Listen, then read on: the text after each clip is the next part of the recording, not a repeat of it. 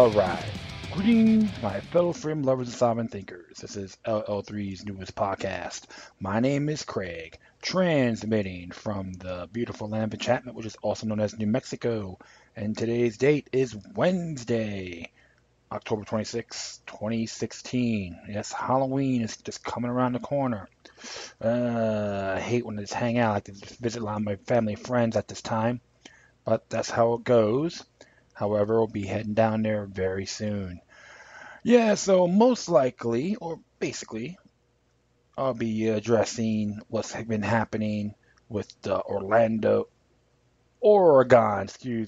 standoff, which is called Malheur 7. Yeah, Malheur 7 case when it pertains to Almond Bundy and a great amount of the suspects. And we'll just name them right here of the Malheur 7. Almond Bundy, Ryan Bundy, Shawana Cox, Jeff Banta, David Fry, Neil Wampler, and Ken Medenbach.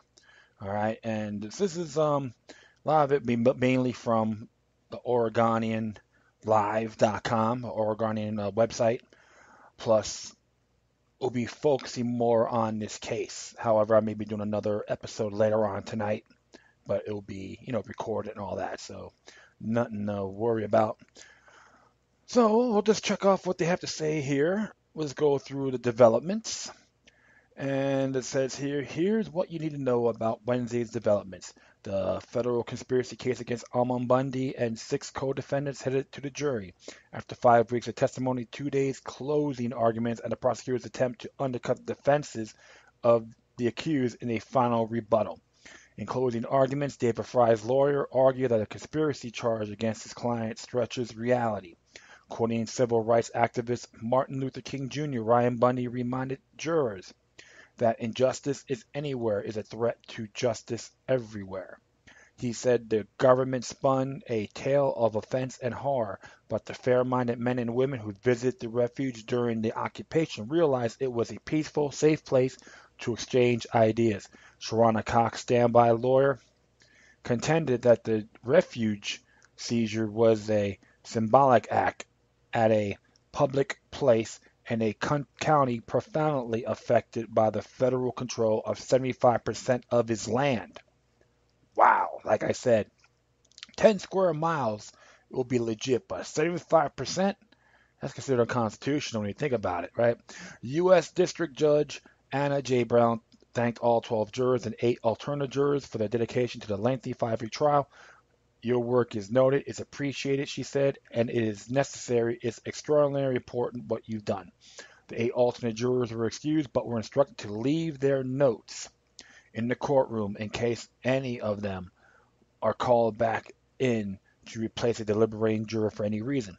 The judge provided verdict forms for each of the 7 defendants. She instructed jurors that in order to find anyone guilty or not guilty, their vote would need to be unanimous, which is constitutional. Coming next, the jury in the federal conspiracy trial against Almond Bundy and 6 co-defendants will start deliberating this morning. They will not meet Friday. If they need more time, they'll continue to meet next week starting Monday. So a lot of you folks know about Malheur, the area where it was a facility that's from the Bureau of Land Management, and they got occupied in January because of the lands, of course, they're violating property rights. So all that came down, of course. Clive Bundy went up there. He got arrested for some bogus charges that happened in Nevada. So how I see this right now, because I should have kept more tabs. Unfortunately, I didn't.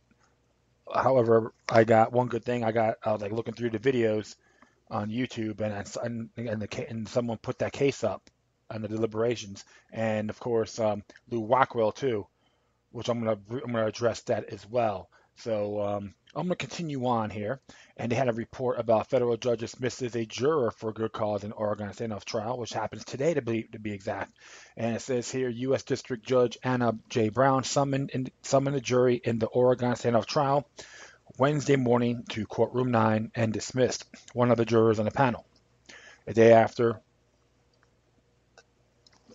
a day after another juror has sent in the court a note questioning the man's ability to be impartial in deliberations. Brown released Juror 11, a former employee of the U.S. Bureau of Land Management, on the fourth day of July deliberations in the federal conspiracy trial against Amon Bundy and 6 co-defendants because what she described as an extraordinary circumstance. She immediately had a deputy summon an alternate juror selected randomly from numbers in a cup to be ready to join the jury in federal court at 8:30 a.m. Thursday.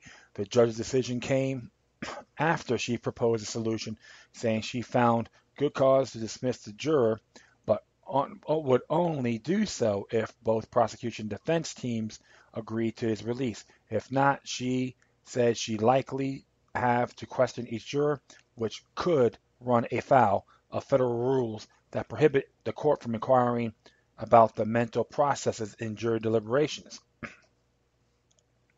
After a 15-minute break, Assistant U.S. Attorney Ethan Knight announced his team would agree with defense lawyers to dismiss the juror.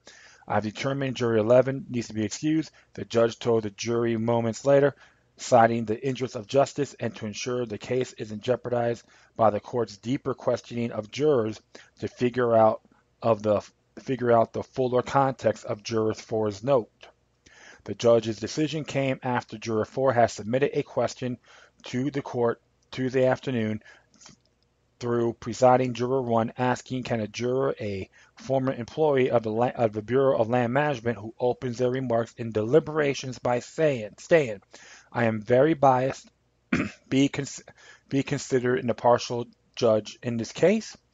The judge Tuesday morning questioned Juror 11 in her chambers with a court reporter and representatives of the defense and prosecution team present. She asked if anything had changed since his answer during jury selection concerning his ability to remain fair and impartial in the case, and he said no.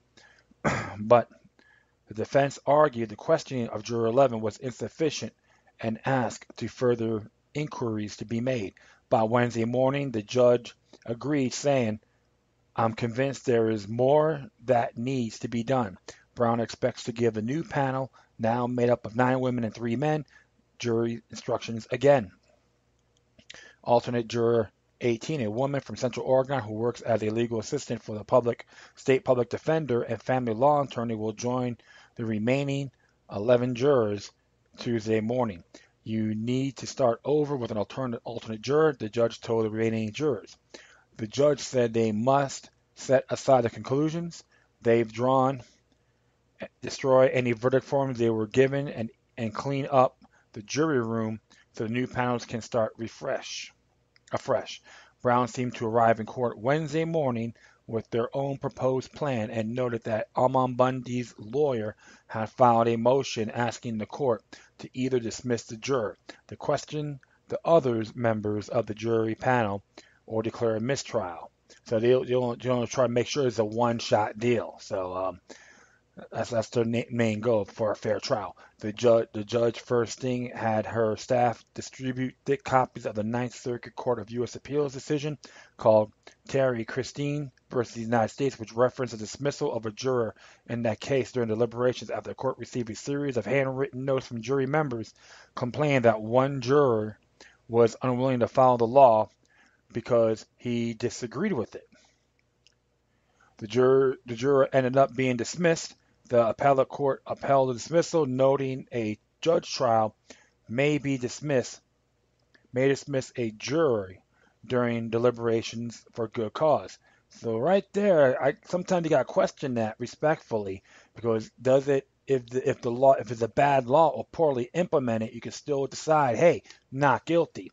So they're trying to, in my view, based on this, it can be it can jeopardize the jury nullification obligations, which every juror in the courtroom has that entitlement guaranteed under the Ninth Amendment U.S. Constitution.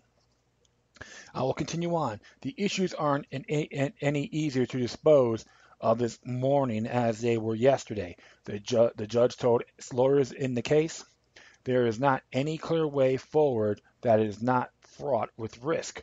The judge thanked Juror 11 for his service and told him his dismissal does not mean he's done anything wrong or anything untoward. But the problem is, a question was raised. It can't be resolved without me questioning every one of you about your deliberative process, the judge said, and that's unacceptable and could violate federal rules. I'll continue on here. The jurors sat stone-faced, displaying no visible emotion. They were allowed to leave for the day by noon Wednesday, ordered to return Thursday morning. Defense lawyer Robert Salisbury, who represents defendant Jeff Banta, said the judge made the right call. From my perspective, you can't leave a guy on there who says I'm biased, Salisbury said. Andrew Conscious Kim, a Concordia University law professor, said the judge's decisions may have avoided a potential appeal should there be a conviction, at least on this matter. Dismissing Juror 11 helps ensure the defendant's right to a fair trial and appearance of a fair trial, Kim said. And he is right on that. So that's the only thing. Like, everything can be done in good faith. You can't really have a bias. You have an open mind. Yes. Get all the information. Absolutely. If they say go by the law, if you believe that law is illegal, you can still say not guilty based on jury nullification. So sometimes you have to look at this based on what has been transcribed. They're not really go for a jury nullification. They go by the law, and you don't really have to. I'm going to add that to my memo on the jury nullification, so folks could really check it out yourself. I may just have an episode on that, so I'm gonna look that up and add and put it in there as well. Okay, so okay, well, let's go next one over, and by one of the Ammon Bundy's personal bodyguards sentenced to time served 9 months in refuge takeover case. Ammon Bundy's personal bodyguard Brian Cavalier was sentenced Tuesday to the time he's already served in custody, exactly 9 months in jail, for conspiring to impede federal workers and having guns in the federal facility during the occupation of the Malheur National Wildlife Refuge. Cavalier, 45, a broad-shouldered, sturdy man who goes by the nickname Buddha, stood before Judge Anna J. Brown as a jury 5 floors down in the federal courthouse in downtown Portland to continue to deliberate on the same federal conspiracy charge that Ammon Bundy and 6 others co-defendants who went to trial face.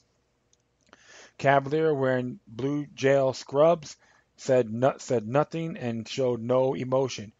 You fulfilled the custody provision of the sentence, Brown told him. Cavalier remains under a U.S. Marshal Service hold and is expected to be transferred to Nevada, where he faces another federal indictment stemming from the 2014 armed standoff with federal agents outside controversial rancher Cliven Bundy's ranch near Bunkerville, Nevada. Cliven Bundy is the father of Ammon Bundy and Ryan Bundy. On June 29th, Cavalier pleaded guilty to 2 charges in the Oregon case, conspiring to prevent federal workers from the U.S. Fish and Wildlife Service and U.S. Bureau of Land Management from carrying out their official work through intimidation, threat, or force, and the possession of a firearm in the federal facility. Oh, so the federal facility is a firearm-free zone. Hooray! Brown told Cavalier he'll also face 3 years post-prison supervision, which would begin after or at the same time as any Nevada-ordered supervision, should he be convinced in that case. Once he is on post-prison supervision, the judge told Cavalier to move on with your life in a way that's law-abiding and urged him to find a job or go to school. The amount he'll be required to pay the government restitution has not been determined yet, the judge said. Cavalier was ordered to ordered not to occupy, reside, or camp on any federal property and not go to any land managed by either federal land management agency, the Federal Fish, Wildlife Service, or National Park Service. So he can't even go to the Santa Fe National Forest, for an example. It will be considered trespassing. His lawyer, Todd Bofferding, asked if the court could eliminate the supervision condition that Cavalier not associate with co-defendants in the case. Assistant U.S. Attorney Craig Gabriel said the condition will only kick in once Cavalier is on post-prison supervision, which likely will follow the outcome of the Nevada prosecution. His defense lawyer in Nevada, Mace J. Yampolsky, also was in court in Portland on Tuesday, said Cavalier would be going to trial in February in Nevada. Cavalier was the first in Bundy's inner circle to accept a plea deal and the first of the 26 defendants indicted in the Oregon conspiracy case to plead guilty to all firearm charge.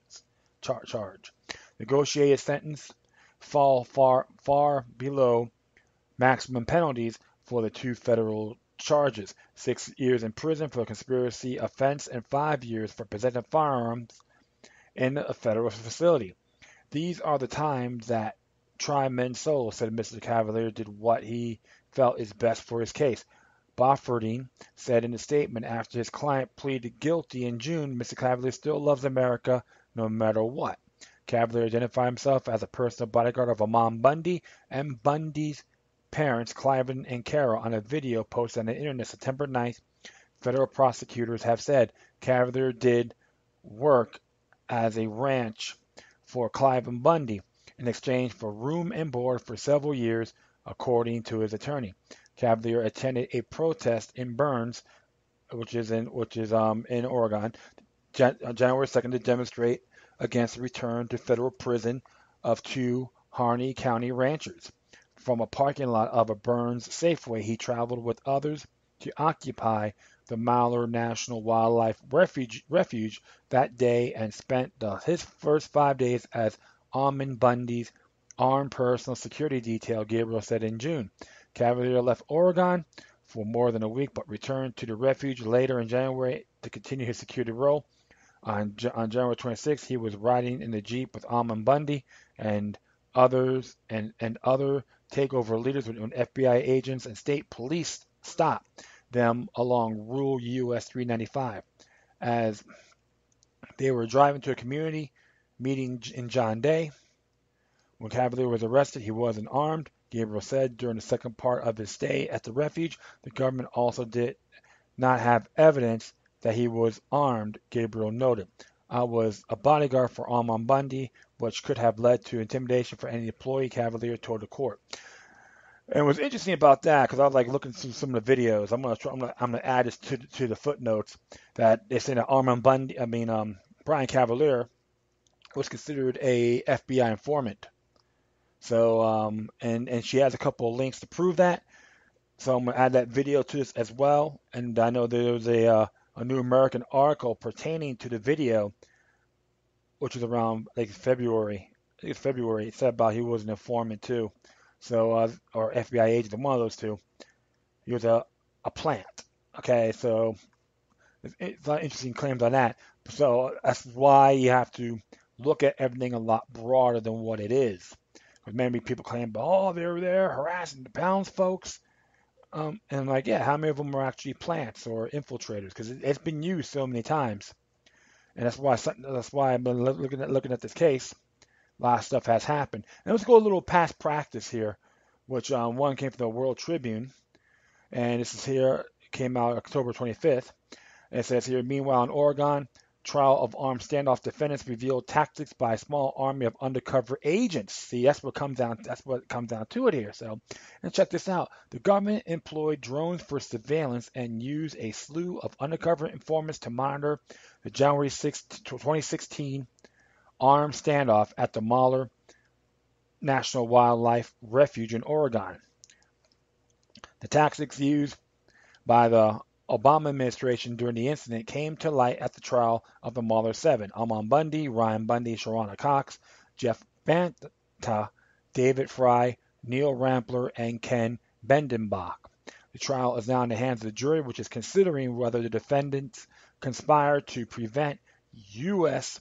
Fish and Wildlife Service or Bureau of Land Management officers performing their duties during the Malheur standoff. The trial has revealed an astonishing brave new world of modern surveillance and surreptitious law enforcement techniques. Roger R.I. Roots wrote for LouRockWorld.com on October 24th, which, if I'm correct, that's it right there. So I add that to my footnotes. I'm going to narrate that also. FBI agents captured and monitored every phone number connected between every participant. A search warrant after the fact gave the government permission to surf through 36 laptops, smartphones, flash drives, and other devices to build the government's case. FBI turned to analysis of Facebook likes, dislikes, messages, and posts into a science with multiple agents assigned to that social media alone. So this podcast, I'll be looking at that. Oh my goodness, this person's a rebel. He hates the government. No, I just despise all forms of tyranny. Okay, so I will continue on here. As the incident unfolded, FBI, Oregon State Police, and other law enforcement agencies swarmed over the countryside, Roots wrote. Government snipers appeared on local rooftops, barricades, and barbed wire were erected to protect the school and courthouse from the alleged militia danger. Undercover FBI agents dressed as redneck militia members roamed through local stores and menaced the streets. Undercover government informants were everywhere, Roots continued. Suspicions and that government's narrative was largely erected with undercover agents were borne out during the week of trial. It was revealed by an Oregon State trooper that one of Armand Bundy's bodyguards, a man who drove him to his arrest, was an undercover informant. And that's the person again, Brian Cavalier. Okay, so interesting synopsis, right?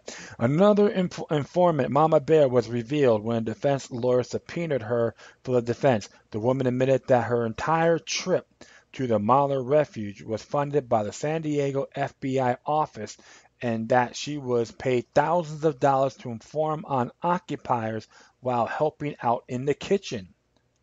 The Justice Department, without naming any names, admitted that at least 9 Mueller occupiers were undercover informants. At least. Okay, so how many more? Right? The Roots noted that heavily redacted documents in the hands of the defense suggested the number of informants was actually at least 15. The prosecution's of most damning evidence collapsed at the end of the trial when it was revealed that a man who ran a militia shooting range at the Malheur Refuge was himself an undercover agent, Roots wrote.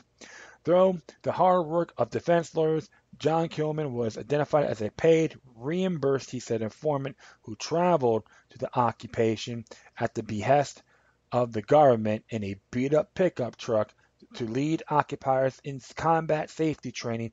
Kilman had even trained defendant Jeff Banta to stop cars and pull out their drivers at gunpoint.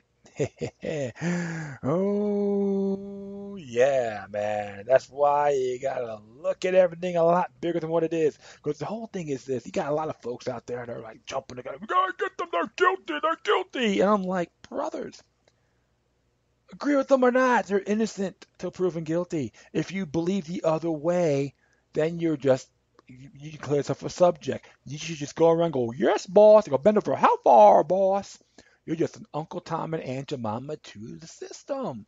This is what you gotta really observe. So that's why you don't jump the gun. Don't go join the hype. You gotta look at things a lot broader. But this is it's a good article. That's why I had to put that in there. And we're gonna do the other one, which is a little bit more detailed here, which is by, of course, Roger I. Roots, which he was involved in Fully Informed Jury Association, if I'm correct. Because I read this, I read on this. It says here, the prosecution of the Bundy good guys. And it says here, for the past 6 weeks, Oregonians have been treated to a political trial of Malheur 7, Almond Bundy, Ron Bundy, Sharona Cox, Jeff Banta, David Fry, Neil Rampler, and Ken Medenbach. And I repeat myself, I was privileged to have a ringside seat at the trial as a volunteer researcher and a paralegal for Ryan Bundy, who represents himself at the trial. As I write these words, the jury is out considering whether the defendants conspired to prevent U.S. Fish and Wildlife Service or Bureau of Land Management officers from performing their duties at the Malheur National Wildlife Refuge in rural eastern Oregon. The Bundy brothers and other defendants are alleged to have participated in an armed standoff occupation of the refuge during the January 2016 while protesting the unconstitutional occupation by the federal government itself over the refuge and other public lands. The trial has revealed an outstanding, brave new world of modern surveillance and surreptitious law enforcement techniques. Drones flew over and recorded much of what went on. FBI agents captured and monitored every phone number connected between every participant. A search warrant after the fact. The government gave the government permission to surf through 36 laptops, smartphones, flash drives, and other devices to build the government's case. The FBI turned to the analysis of Facebook likes, dislikes, messages, and posts into a science with multiple agents assigned to the social media alone. And of course, I will just continue. Outside the refuge, FBI, Oregon State Police, and other law enforcement agencies swarmed over the countryside.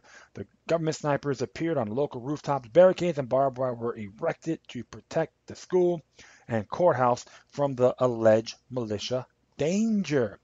Undercover FBI agents dressed as redneck militia members roamed through local stores and menaced the streets. Money was spent at such extravagant pace that one professional auditor told me that the dollar amounts should have themselves triggered a separate criminal investigation. The feds have publicly claimed that the 41-day occupation caused at least $6.9 million damages.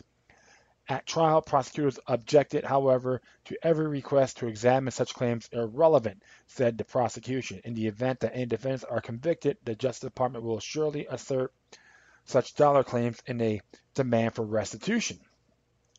And there were undercover government informants everywhere. Suspicions that the government's narrative was largely erected with uncover agents were borne out during the first week of trial. It was revealed by an Oregon State trooper that one of Almond Bundy's bodyguards, a man who drove him to his arrest, was an undercover informant. Another informant, Mama Bear, was revealed when a defense lawyer subpoenaed her for the defense. The woman admitted that her entire trip to the Malheur refuge was funded by the San Diego FBI office, and that she was paid thousands of dollars to inform the occupiers while helping out in the kitchen. Each of these informants were revealed by accident. Federal prosecutors vociferously refused to provide the names of the other informants, citing case law that holds such revelations may put informants in danger. So if you're a snitch, they still got to try to protect you, right? Prosecutors even used secret information not provided to the defense to cross-examine Mama Bear to the prejudice of the defendants. Ooh, okay. 4 days, Marcus Mumford, attorney for Almond Bundy, demanded more information about the extent undercover informants. Mumford pointed to the fact that the defendants were charged with conspiracy and no one can be convicted of conspiring with undercover government agents. The trial was filled with unanswered questions about brought and left ammunition and guns, who damaged property, and why some people, but not others, were charged. Finally, the Justice Department stipulated, without naming any names, that at least non-occupiers were undercover informants, a number greater than the number of defendants on trial. Heavily redacted documents in the hands of the defense suggested that the numbers of informants was actually at least 15, at least, okay? Significantly, the prosecution's most damning evidence collapsed at the end of the trial when it was revealed that the man who ran a militia shooting range at the Malheur refuge was himself an undercover agent. Through the hard work of defense lawyers, John Kimmel was identified as a paid, reimbursed, he said, informant who traveled to the occupation at the behest of the government in a beat-up pickup truck to lead the occupiers in combat safety training.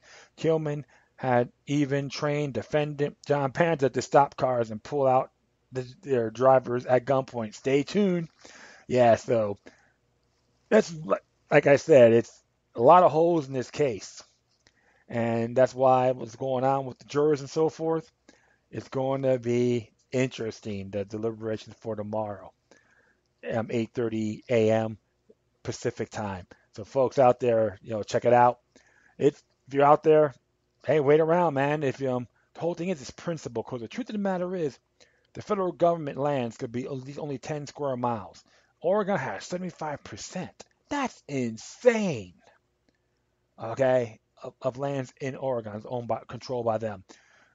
And when you study history, because a lot of stuff happened when you have informants, you can use multiple cases. We can talk about the Vietnam protests with the LSD and so forth. That'd be a good example. And you can check out the NATO 3, all right, because they were entrapped too by informants. And even though they're only convicted for spewing their rhetoric on the state level, but they want to have them get thrown life in prison. All right, and even their own attorney admitted, yeah, they were foolish for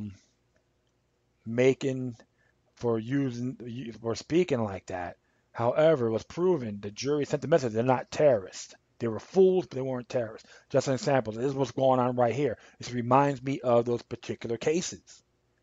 Okay, so that's how I see it across the board. So it doesn't matter what side of the paradigm you're on, you have to examine this more thoroughly.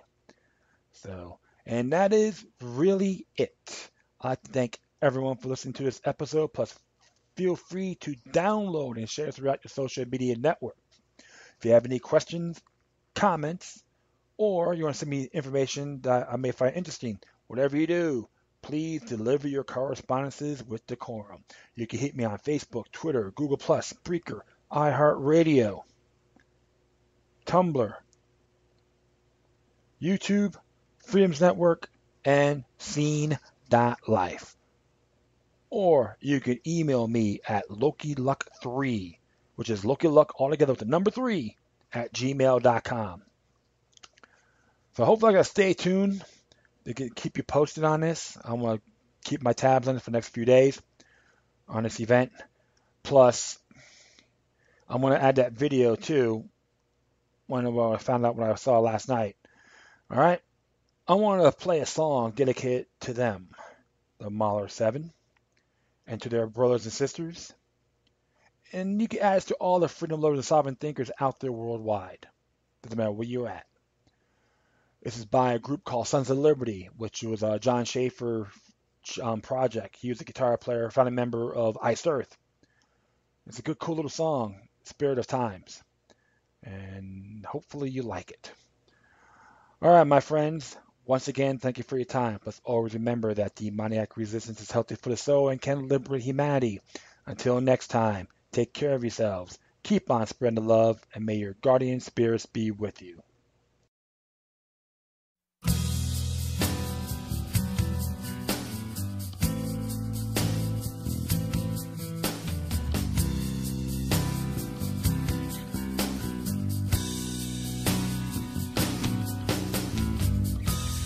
As I sit and ponder, regrets I have no longer, but the questions still remain. A world filled with injustice, division, pain, and violence. Will we ever find our way? I look deep in their eyes. The fear I see makes me cry. truth we must embrace. You may take me, but you'll never break my will. My soul is not for sale.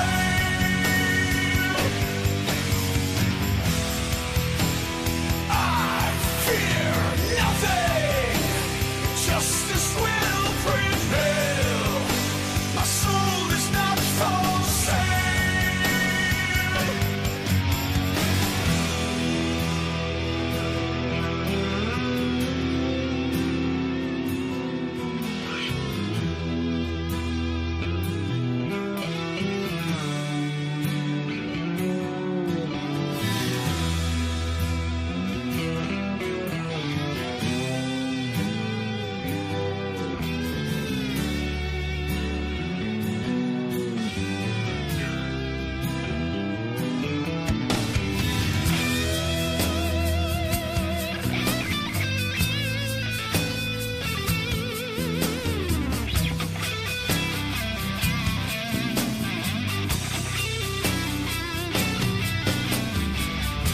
Well, this is my commitment.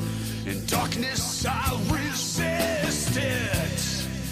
The end of danger comes my way. Well, I stand firm in knowing the truth just keeps on growing. We're getting stronger every day. If they take my fleshly body, well then I truly am free. And my spirit's where